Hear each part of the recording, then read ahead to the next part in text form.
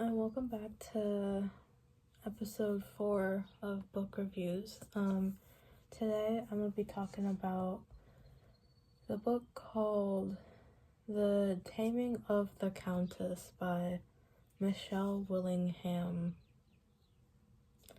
It's a historical fiction published through the Harlequin Company publishing house, I guess. I don't know.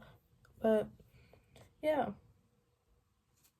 so I'm talking about today. I don't think this will be a super crazy long video because this book was honestly a really easy read. Like, it's one of those books that you read if you like want something to read but like not super heavy, like, you know, just an easy read. Yeah, I rated this a 2.5 because it's historical fiction, right? So it's way back when, England's 1800s, but it's not like super heavy on like it's literally just like following the relationship of the two main characters, and it's really short, so it's not like it does like anything crazy in depth. So yeah, anyway, what was I gonna say? Oh yeah, so basically this book is about, there may or may not be spoilers. I don't remember what would be like the stuff I said. I don't know what I like would be considered spoiling because it's such like a simple book, but it follows this girl, Evangeline Sinclair. She's 19, of marriageable age, and I guess being put out into society for people to consider marrying her. I don't know. Anyway, Evangeline, main female character, she has a crush on her friend's older brother. This dude's name is James Penford. He is 30. Something like that. She's 19, he's like 29, 30, something like that. And she goes to this one party, and she's just talking to her friends, whatever, and then those people take stabs at her because her father's like, he was lower class, became high class, something like that. He went to jail or something. So everyone looks down on her family, even though they have like a good business and stuff. And yeah, so basically they're chatting up, and she ends up leaving for a little bit because she gets hurt from what these people say, even though they've been saying stuff like that. And he goes to like comfort her, and they end up in the library, and he's like, yeah, you know, like, don't worry about it too much, like, you're a good person, like, you know your worth, I know your worth. And she's like, oh, he's so kind, he's so sweet. And then he's like, yeah, actually, I'm gonna be traveling for a couple years and then come back before I get married. I don't really want to get married right now. She's like, nice, okay, there goes my dream. And then yeah, they have a little heart to heart, go back out into the ballroom. She's like, oh no, the guy that I really like isn't gonna get married soon. So a few days go by. His dad, who he was worried about not giving his blessing for traveling, gives his blessing. So James has this ticket in hand, a little suitcase in hand, dips within the next week or couple weeks or something. And she's like, nice. But the night before he leaves, she goes to like visit him, and they have a little romantic scene. And then the next day, he leaves. He just gets on the boat and leaves for India. Well, she's like, oh, like, we had this time of our lives last night. He's gonna come ask for my hand in marriage. Does not. And then he leaves, she's like heartbroken. So within the couple years that he's gone, she becomes the business mastermind or whatever of her family business, like that her parents run, like own and run. She becomes like the next head for it, and makes the business grow bigger and more profitable and whatever else, while also changing her image so that she becomes like a shrew, or like someone that's, what do you call it, like,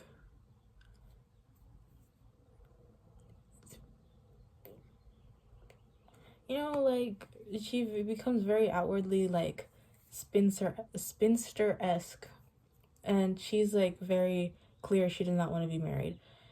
So a couple years go by, James, our idiot hero, comes back, and he left with his friend his friend that he left with is likes his sister, Lily or something. So these two got married on the down low before he left. And then they both leave, they come back, he finds out, and he's very much against this, what is this, friend-sibling relationship, but eventually he agrees. Not the main point of the story. And he comes back, she's like, oh, Evie, Evangeline, our main character, is like, oh, I'm over this dude, I'm gonna be single forever. And then he comes back and she's like, actually, I'm not over this dude, I still like this dude. So for some reason he's like, no, I can't be with her, I'm not worthy of her love and stuff. And then ends up he keeps putting himself in situations where he has to be in her presence and stuff. And they have a couple scenes where they're like, oh, romance. But then she's like, no, I'm not doing this if you're not going to commit to me. And he's like, okay, well, I'm not going to commit to you because I don't think I'm ready. Because apparently, while he was in India, him and his friend got like, they were traveling and doing like business stuff. And then their tour guide ends up double-crossing them and giving them into the rebels of somewhere. And they were apparently like fighting England at the time, and the rebels thought these two, like James and his friend, were English spies or something, and they torture him and his friend. The whole traumatic backstory of the 2 years ends up being the reason why he thinks he's unworthy of ever getting married. And then so somehow they keep, Evangeline and him end up in each other's presence. And then at one point there's this side dude who is trying to get Evangeline to marry him, and she's like, no, you are stupid idiot, you do not value women as like people, but like rather a prized possession, so I don't want to marry you. And he can't take no for an answer, so he keeps coming after her. And at one point, while they're at some party, he tries to trap her in a room and like have his way with her, and she ends up shooting him in the foot, which is a good thing because don't ever let that happen. But she shoots him in the foot, and he's like, do you know who I am? I have so much power, I'm gonna go take this up to like high court or whatever happened in that time. So then she goes home, and the father is like, well, guys, we kind of gotta fix this.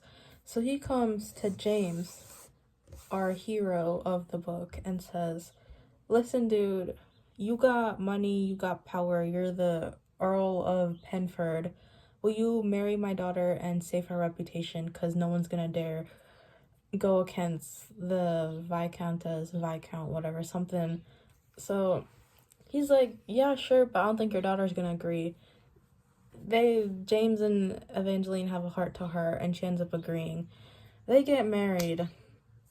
They go away to the dukedom, earldom, whatever, like main house, where James's mother is living, because in this time period that he was gone, his father dies, and also part of the reason he feels so guilty. So they go back to this house.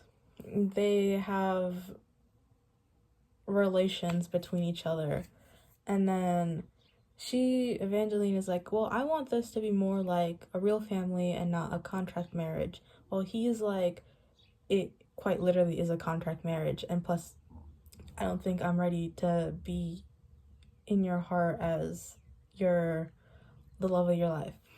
Some BS, okay? And then, yeah.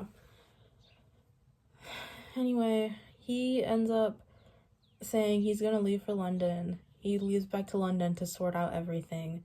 And then she's there. She becomes closer to his mother and like gets her to open up and stuff. And then they get this letter saying the guy who got shot in the foot, the guy that shot in the foot, he sent a letter saying, oh, like, come pay me money in London so I keep quiet. So this James leaves for London. But turns out he was actually gunshot foot guy was actually in their town, and he kidnaps Evangeline. And then they're like, oh my gosh, we're about to do crazy stuff. And then turns out the mother, who was mentally unstable, comes riding in on the donkey to save her, except she gets knocked out somehow. And then our guy James comes in on his horse and saves the day.